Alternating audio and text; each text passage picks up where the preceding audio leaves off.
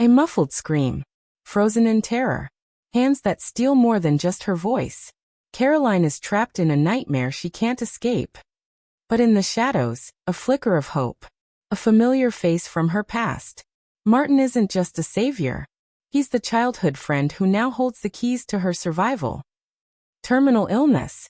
A cheating husband. A life in ruins. Yet in this lavish hospital room, Martin makes a promise. You're worth it. But is his kindness truly selfless? Dive into a story of trauma, betrayal, and the dangerous line between salvation and obsession. Caroline's POV. The hand over my mouth smothered any hope of a scream. I struggled, but my body didn't obey. Silent tears streamed down my face as I felt their hands on me, invading every inch. The world around me blurred and faded, sounds warping into cruel echoes. She's not even fighting back. I told you she wanted this. Perfect. Hold her down. She's all mine now. My mind screamed in terror, but my body remained frozen, helpless. The horror of what was coming brushed me, leaving me with nothing. I couldn't move, couldn't fight, couldn't cry out for help. I was lost, sinking into darkness. What was the point? I was theirs now. They were claiming me in all the awful ways they could. I lost something to them, something I would never get back. That broke me. But then faintly a voice broke through the haze. A shout, distant but growing closer. Through the fog of fear, I barely made out a figure running toward us. His presence wasn't just a silhouette, but a force that cut through the fear, carrying a warmth that reached me even in the depths of my terror. Was it William come to save me? Or another monster to add to my nightmare? I couldn't tell, didn't dare to hope. In my horror, I couldn't even imagine salvation. My thoughts faded with a last flicker of consciousness, leaving me in darkness.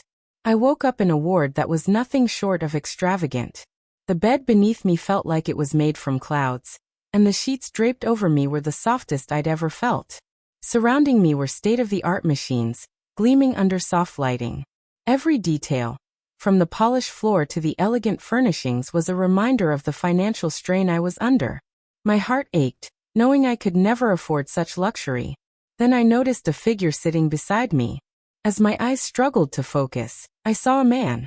Thank God. He let out a sigh of relief, his voice full of concern. You're awake. How are you feeling? I'm okay, but what happened? I asked, looking at him with confusion. Why am I here? It was then that I noticed the difference. He was dressed fashionably in a tailored business suit, the fabric and cut of which spoke volumes about his status. The suit alone probably cost more than I made in a month. Despite the clear signs of his success, there was a gentle humility in his eyes, a quiet kindness that made him seem approachable. He was the kind of man who didn't need to flaunt his wealth or power. It was simply part of him, seamlessly woven into his very being. I found you collapsed on the ground. 2 drunk guys were trying to take advantage of you, so I beat them to the ground. He explained. I was astonished. If it hadn't been for this man, I would have been. I couldn't even bear to think about it. My heart was filled with gratitude, and I whispered a tearful, "Thank you." He smiled softly. It's no problem. I'm just glad I got to you in time, Caroline. I was surprised to know that he knew my name. How could he have known that?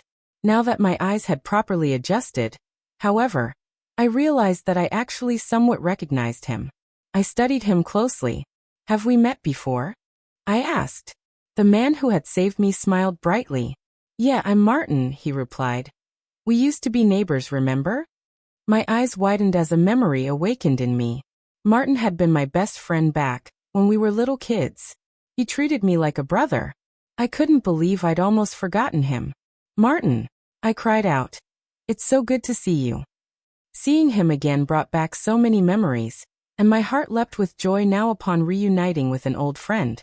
It's good to see you too, Caroline, Martin replied, squeezing my hand. Anyway, what happened out there? Do you know you're sick? He asked attentively. His question brought me back to earth. A sad, hesitant smile lifted my lips. Yes, I know it, Martin, I replied solemnly. The doctors tell me I have stomach cancer. And it's terminal. A look of devastation overtook Martin's face, trying to say something but failed. I just offered a pained smile. trying to be strong as I fought back tears. It is what it is, I whispered, giving him a helpless shrug. There's nothing I can do about it. Martin frowned deeply, seemingly unhappy with my defeated attitude. You still have time, Caroline, he said to me. You can still do chemotherapy. You have your friends and family there to support you, don't you? I opened my mouth to reply, only for the truth to hit me. Save for Cindy, I realized that I truly had almost no one there to support me. My old friend could see the devastation on my face. What's wrong, Caroline? He pried, placing a hand on my shoulder. I didn't even realize I was crying until I felt hot tears rolling down my cheeks. I have no one, I whispered, trying to keep myself from shaking on the spot. My dad, he's in jail. And my husband. Even mentioning William had me bursting into tears. I couldn't stand to utter his name.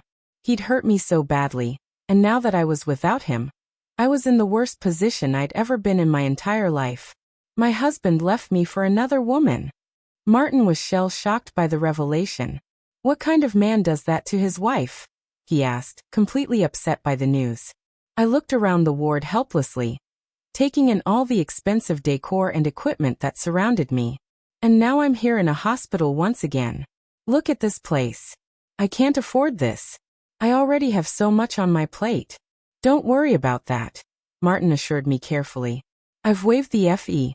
This hospital is one of my family's assets, so you don't have to worry about the expenses. I gazed at him in shock. No, you don't have to. You're worth it. He interrupted me and gave me a sincere look. I know you feel as though you have to be strong, Martin told me, but you needn't always be a tough girl. In your time of need, it's okay if you need help. You should consider relying on someone else. Someone who truly cares about you, Caroline.